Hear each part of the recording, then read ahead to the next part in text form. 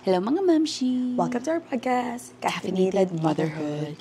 Cheers! Cling cling!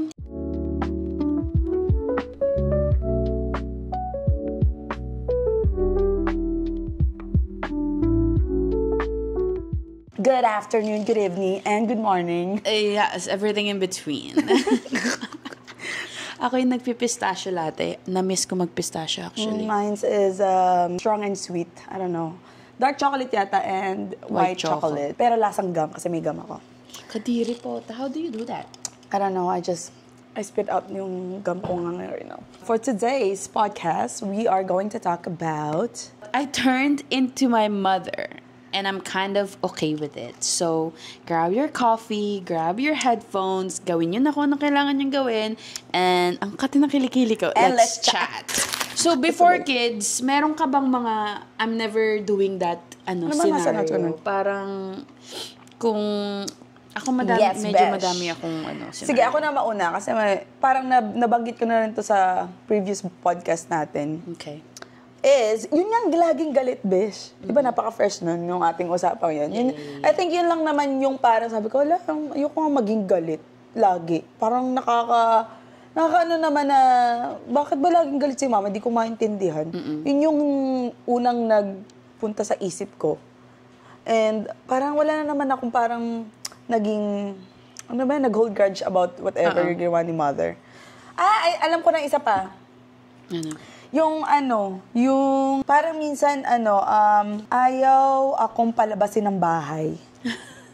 Yung ganon. Ayaw ka pang palabasin. Tapos nangitim, ayaw akong palabasin ng bahay, hindi ko maintindihan. Pero kailangan ko kasing magawa ng homework muna bago magbahay. Taray na homework! Parang ganon yung ko. Tapos parang minsan hindi ako love ni mother. Parang ganon. Sabi ko, hindi ko papafeel nga pag ako hindi ko papafeel na. Hindi mo papafeel na hindi ka love. Oo, mga ganong bagay. Ikaw? Ako, same thing. Yung sigaw. Yung sigaw-sigaw. Ayoko nun. Laging sigaw-sigaw ganyan. Tapos, yung laging galit yung tono ng pananalita. Ang taas-taas. At saka, yung mananakit. Yung, di ba kasi ako meron kaming history ng mami ko na merong time na nagrebelde ako tapos, or like ang aga kong nag-boyfriend. So like, very wild sa age. Very wild. So mga 12 years old, umuwi akong lasing.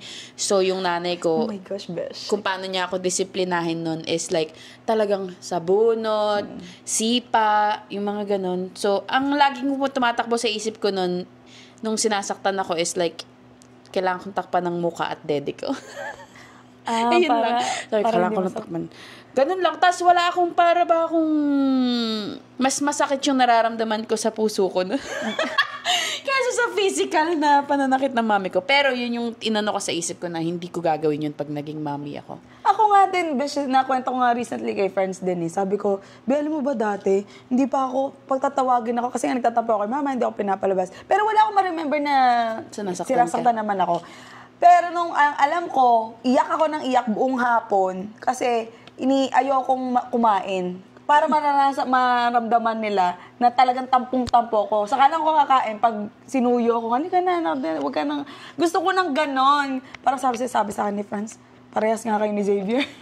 Kasi gusto lagi lambing. Ganon lang talaga ako. Ako naman, hindi ako nakikipag-usap. Silent treatment ka. Minsan pagkabata pa lang, silent treatment na ako.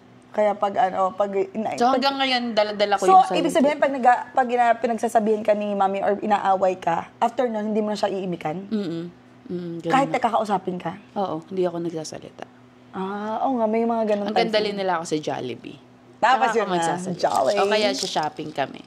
Sa Tanay. Tsaka pa lang. O nga, nung bata tayo, talagang hirap i-control ng emotion, no? Wala tayong iniisip talaga. Yeah, talagang hindi mo din kasi alam talaga. Diba? Ba't nga, ng isip natin nun? Yeah, isip bata. So, what kind of parenting style did your mom have?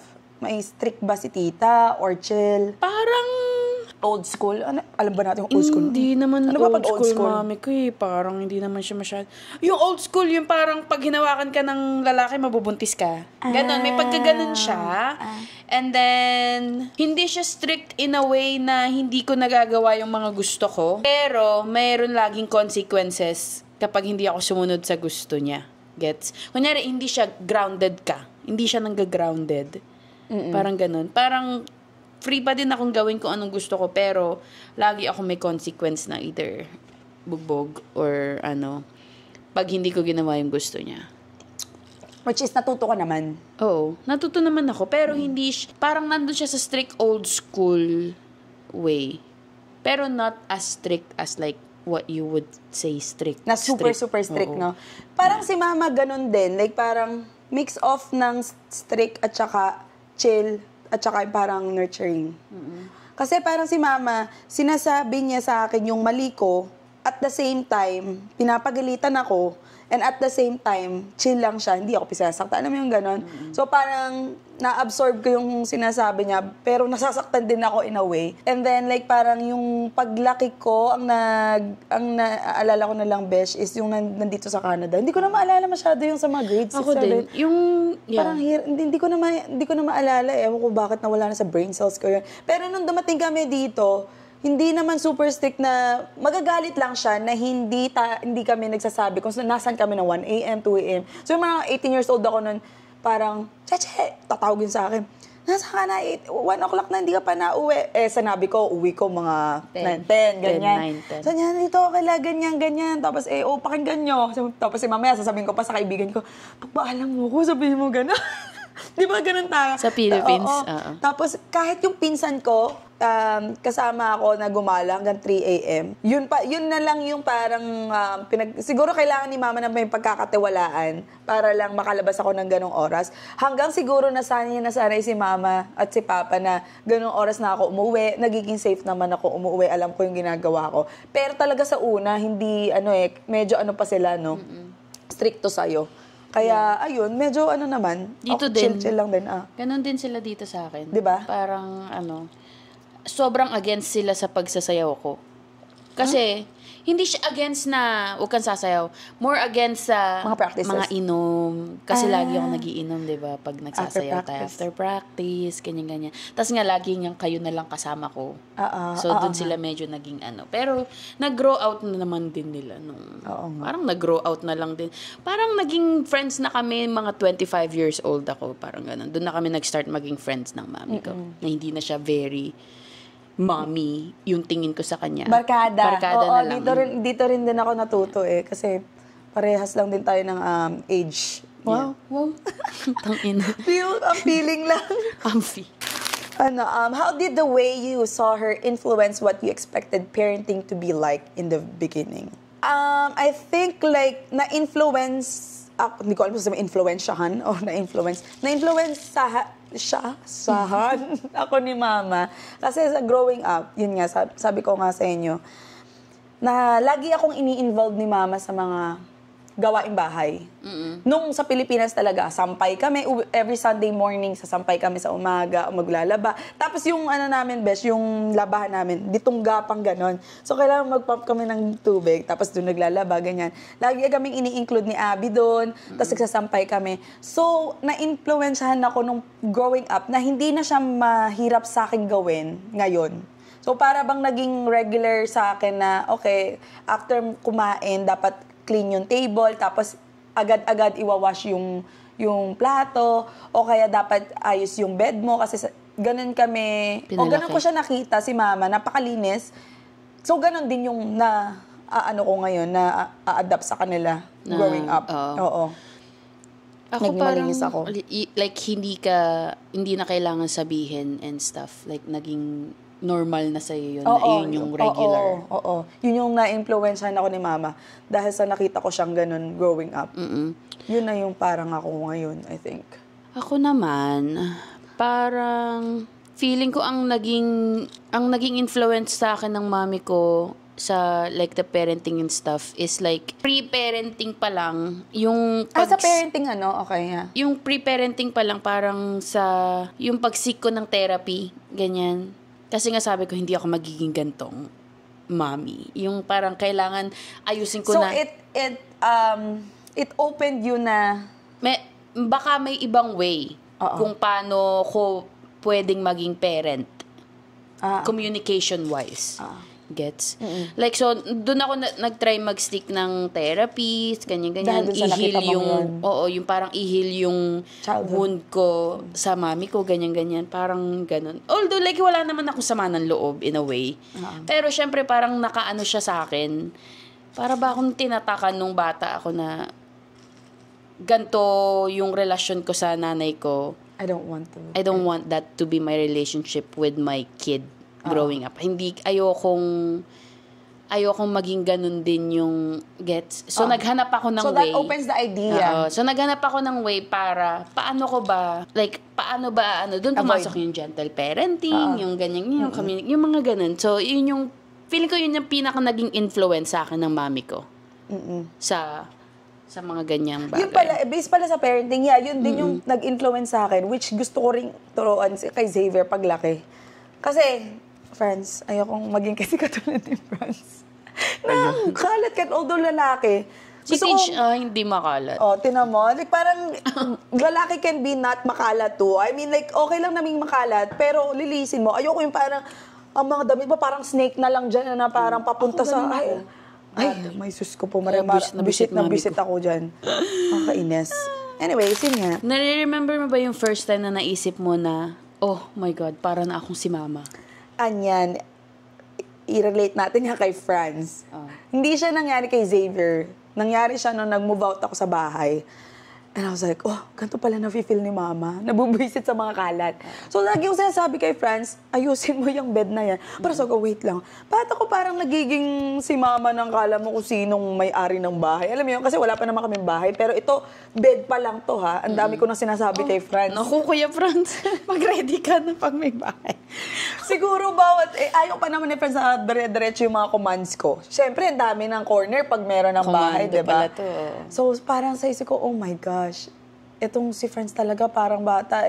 Dati talaga, si Franz, very lalaki. Pero ngayon, natuto na siya, pag kukuha niya ng brief na ganyan, di tuping-tupi yun, aayusin na yung kuha. Hindi yung parang kukuha na lang na gano'n. Kasi, tinupi ko yun, tapos gugulihin mo. Alam mo yung ganong mga tapos sa bed, sa t-shirt besh, di ba, nakahana yung ganyan. So, pag kukuha ng t-shirt, nakikita ko na lang, lahat crumple-crumple na, ayusin mo kuha, i-lift up mo, tapos ganun ako ka-OC, besh. As in, ganun ka talaga ako ka-clean. Talaga kailangan, although ngayon, kaya nga nung sabi ko nga yung motherhood, nag-change sa akin na okay lang palang mag-wait yung mga laundry, mga ganyan. Kasi before, ganun na yung aking routine. Ngayon, si laundry, tumatagal na ng 2 days doon na hindi nakatupi. Wow, 2 days? Pero, nagagawan ko naman, nakakahanap ako ng time and then ipuput away. Parang, dati inis na inis ako, kailangan kong gawin that day. Pero na-let go ko na yung habit kong yun dahil nga hindi ko kaya. Asas ka pa. Good job. I'm so proud of you. Ikaw, Besh? Ako, siguro pag kunyari linis ako ng linis, tapos biglang sabi ko, ano ba, katulong lang ba ako? Kakanan. Kasi mami ko minsan tisigaw yun, oo. Tapos pag kakain na, yung mga ganun. Tapos merong kasi, kunyari pag magluluto ako, ganyan. Nung nga sinasabi ko, nung nandito si Julian, tapos sabi ko, tingnan mo Julian, ang lulutuin ko sardinas with miso, at saka lalagyan ko nitong bok choy. Sabi ko, ganun. Sabi nung kapatid ko, puro kong si mami. Sabi sa akin ka. Tapos doon ko na-realize kasi lagi niyang niluluto yun. Lagi niya niluluto yun or... niluluto niya yun pag may nakita siyang sardinas na or masasayang na bok choy, iluluto sa sardinas. Ang sarap nun, guys, actually. Gusto ko rin yun, Besh. Sarap, promise. Ginisa lang ba yun? Gisa lang. Igigisi mo lang lahat. Sa garlic lang. Onions, garlic, diba? Meron kasi ako sa bahay, pero wala lang akong miswa. Miswa? Or yung sotanghon? Miswa. Mas masarap miswa. And then you just lagyan sardinas? You just put it all, sa sardinas. And then magkakalasa na yun. Ang sarap talaga. Gusto ko rin yan, Besh. Oo. It's so good. Simple meal, very cheap, and then it's very nutritious. 97 cents if yung... Anyways, yun yung mga feeling ko mas nagiging ako sa mga pagluluto. Yung mga niluluto ko is like yung syempre yung laging niluluto ng mami ko sa akin. Tapos pag sa paglilinis kanyan, tapos pagsisigaw ako kay Avery. Oo, parang oh my God. Sasabihin ni TJ sa akin, gusto mo ba ganyan mo siya papalakihin? Sabi, hindi. So ako parang, oh my God, para na akong si mami. Ganito pala talaga, minsan hindi mo talaga mapipigilan. Buti na lang nandyan si TJ para sabihin sa'yo. Para sabihin. So, things you appreciate now that you are a mom too. What do you understand about your mom na hindi mo alam noon? Alam mo, ang pinakang sagot ko dyan is, andae palang worry sa isip niya na hindi mo alam. Ang daming worries, ang daming niyang iniisip na day-to-day na ganyan na hindi pumapasok, hindi man lang sumagip sa isip mo ng isang bata or like kahit nung growing up na parang baka napapagod lang mami ko kaya siya ganito or baka kailangan niya ng tulong kaya ganito or like baka nahirapan siya sa work kaya alam mo yun, like, parang sobrang dami palang sumasagi sa isip ng mami na at the end of the day they're just doing their best. Yeah, true. Talaga. As in, yun ang aking na parang, ngayon na mami na din ako, parang ang gusto kong maisip ni Avery is like, every day I'm just doing my best. Talagang wag kang magagalit sa akin, pero I'm just doing my best. Alam mo, yun din yung take ko dun sa question na yun. Like, hindi ko rin alam na ganun si mama. Na kaya pala galit. Na is like, being a mom is just like parang it's not just being a mom for your little one. Being a mom is everything. Yun yung parang hindi ko inakala before na parang ngayon, ay shit, dapat pala alam ko nun. Pero I feel like ganun talaga It's full circle talaga. At saka like parang hindi ka pala sila nagagalit dahil gusto nilang magalit. Yung pala, kusang lumalabas. Parang kusa lang pala minsang lumalabas yung mga tantrums. Hindi naman tantrums. Yung mga galit nila, hindi siya, kasi dati parang pag galit sila sa'yo, parang hindi ako mahal nito. Ay, ganun nga. Galit pala sila kasi love na love ka nila. Yun pala yun. Yeah, and the mental loads, we didn't know about it back then. Just like our podcast about mental load. If you listen to that, go back and listen. Yeah, imagine na tayo may mat leave tayo na 1 year. Sila 3 months. 3 months lang ba? 3 months lang. Ano yung bayad? I think so. Sa Philippines, sa States hindi. Yeah, it's very, kung sino mang wala dyang anakis pa or like youngins na nakikinig ng podcast namin. Love your mommy. Yeah, so yun yung ibig sabihin kung bakit nagagalit sila. It's because they are thinking about everything. Every little detail of ng pamilya nila. Yeah. Ganun. How has becoming a mom changed the way you see your own childhood? Upbringing. Oo. Parang becoming a mom? After kong maging mommy, looking back sa pagpapalaki sa akin ng mommy ko, parang dun ko mas na-appreciate yung mga little things. Yung kunyari, kasi teacher siya, di ba? So, syempre nag-aalaga din siya. Technically, pag teacher ka, parang pangalawang nanay ka na ng mga estudyante kasi lagi ka nilang kasama. Mas kasama ka nila kesa sa sarili mong... So, do you ever think na mas mahal ni mami mo yung mga students? Minsan, pumasok sa isip ko yung dati na parang laging puro students na lang. Kasi hindi mo naman maano na parang, syempre, mas kasama mo nga teacher mo. 'Di ba? From 6 a.m. to like 4 p.m. Yeah. And then you have how many hours? Tapos pag uwi pa na mami ko, magle-lesson plan, prep for the next day. Paano sa inyo? Yung alaga sa inyo? Ang nag-aalaga sa amin, yung tita ko. Okay. So, pag kukunin na.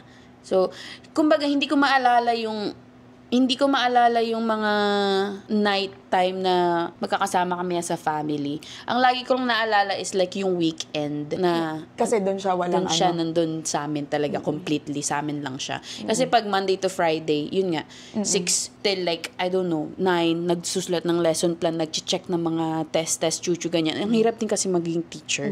So, kung teacher din yung mami nyo, siguro magigets nyo din yun. Parang, so little time. So like ngayong naging mami na ako, mas na-appreciate ko yung weekends niya na instead na i-treat niya as like, iiwan ko muna anak ko sa ganyan.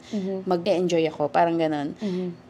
Sa amin niya binubuhos lahat. Kasi syempre alam niya din siguro, like yung nag-Mother's Day episode kami nun sa YouTube ko. Sabi niya, ano ba sabi niya? Sabi niya parang, yung weekend ko sa mga anak ko lang yun. Yeah. Sabi niya. nga. So, yung weekend ko sa mga anak ko lang yun. Hindi ko yun na ano parang dati, nung lumalaki ako na parang, alam mo yun, hindi mo siya question na, papagod ba mami ko? Ngayon mo na-realize ngayon ko nare-realize na, grabe pala yung, parang halos wala na talagang natira sa kanya na, time para sa sarili niya. Oo. Pero she did that gracefully. Like, hindi siya naging like, puro na nga lang sa mga anak ko, oras ko. Alam mo yun, like parang, yun yung parang, oh my, like, hindi ko na-appreciate dati. Pero nung naging mami na ako, dun ko siya parang, sobra pala akong love ng mami ko growing up na dati. Mo, hindi ako love. Oo. Kasi mas love niya yung students niya. Kasi yung lagi niyang kasama, hindi naman yung mga lesson plan niya. Hindi ko nakikita yung mga time na dapat i-google niya sa sarili niya. Pero dahil yun na nga lang yung time na pwede niyang ibigay sa amin. Kahit pagod siya, kahit alam mo yun, parang binibigay niya sa amin. So, yun yung aking answer dyan. Ako din, after kong maging mom, nag-reminisce ako at nag-reflect with all the, like, parang siguro pagkabata hanggang ngayon, na parang, kaya pala ganun si mama. Kasi, ganito pala ang maging mommy.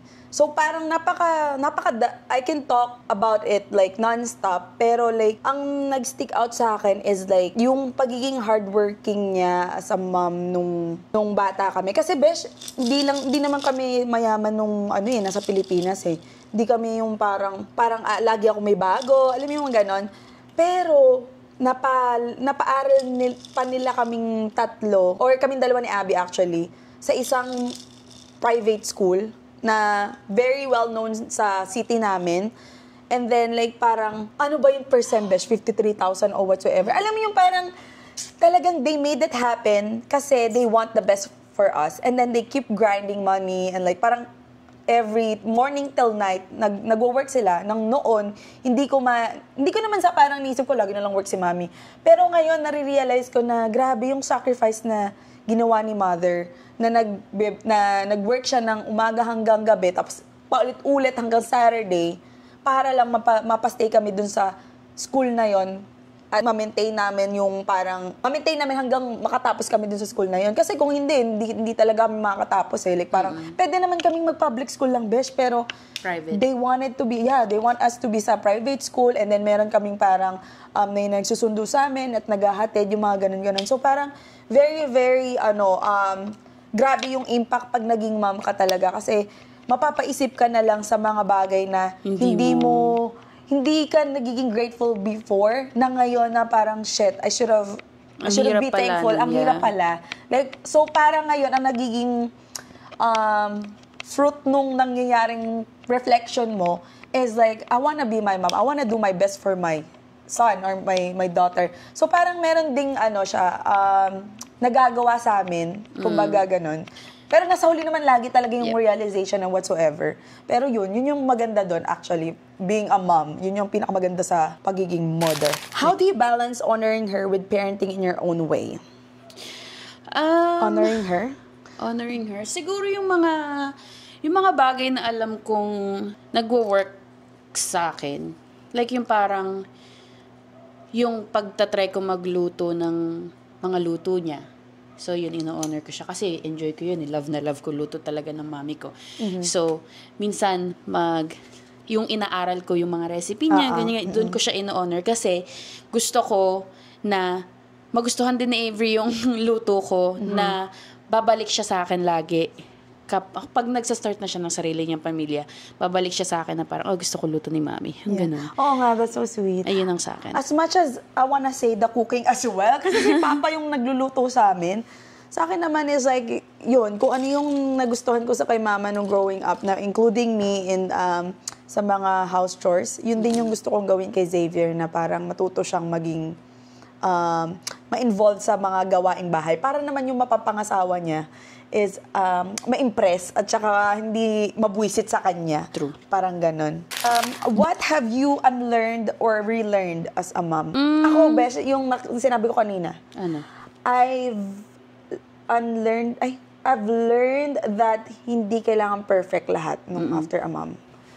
Tapos na-relearn ko na parang dahil a good mom can't have it all together. Yeah. So parang nag-let go ako ng mga things na parang it can wait and okay lang yan ipagpabukas. Kasi parang syempre lumaki nga ako na parang kailangan natapos to para wala nang isipin. Kasi alam mo yung nafe-feel mo sa mga sa kitchen, ganun ako parang nakakabaliw. So parang nag-learn ako na parang okay lang pala. Okay lang pala na madapa si Xavier. Okay lang pala na umiyak siya na matagal. Okay lang pala na iwan ko muna siya habang pumupubo ako kasi kailangan ko talagang pumupo. Wala akong magagawa, kailangan ka munang umiyak. Okay lang yun. As long as you're doing your best para sa anak mo, then okay lang. For Hindi dapat like laging straight to the point ang ng mga bagay. Na-learn ko unlearn. Ako, kinailangan kong ma-unlearn yung pagtay ko ng yung pagtay ko ng upbringing ko. Kung paano ako ng mami ko. Kung paano ako pinalaki ng mami ko. Parang kinailangan kong hindi na hindi niya pala ginawa yun dahil hindi niya ako mahal. Yun ang pinakang biggest thing na kailangan kong i-unlearn. Kasi growing up, yun yung feeling ko, yun yung slowly nabibuild sa utak ko na naaaral ko na, ganito pala ang nanay ko kasi hindi niya ako mahal. So, in a way, parang sa akin, ngayong mami na ako, dahil alam ko na kung paano magmahal ang isang mami, yun yung kailangan kong i-unlearn na hindi pala ginawa lahat ng mami ko yun dahil hindi niya ako love, kundi dahil sobrang love niya pala ako. Yun yung sa akin. That makes sense, Besh. Yeah. That's a good one. Yeah.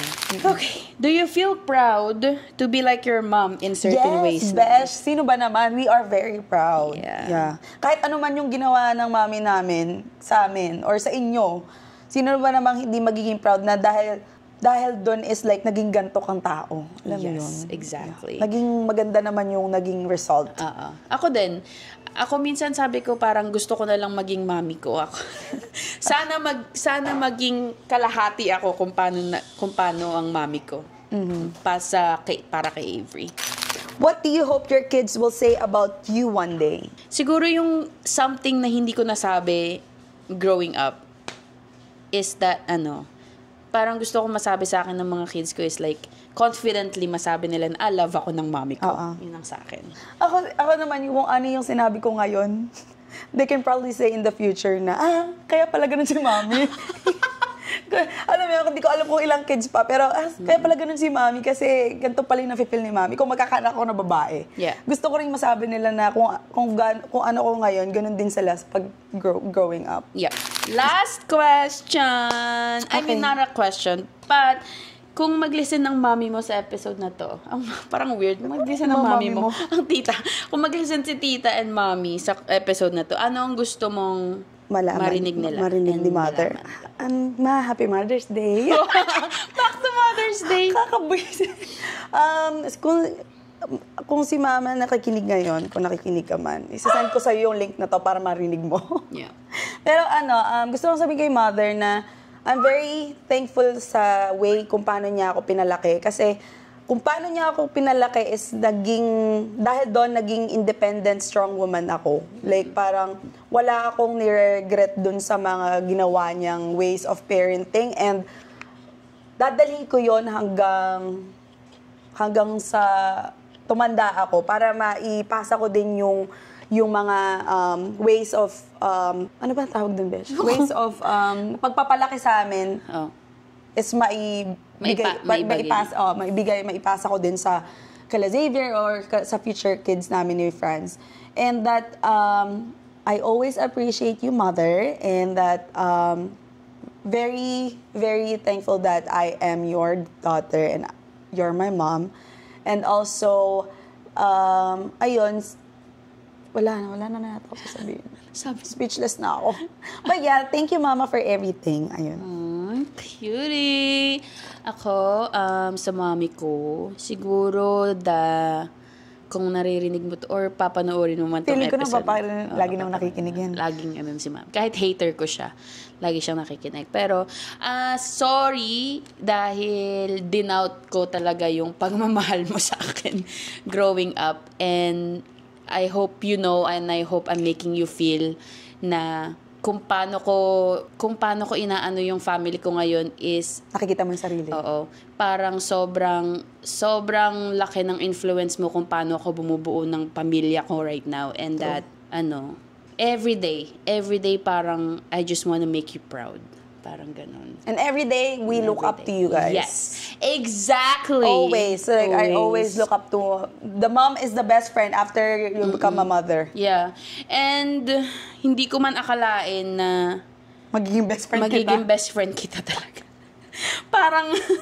parang talagang tayo nag-ano sa full circle na parang ngayon, sobrang liit pa kasi ni Avery, di ba?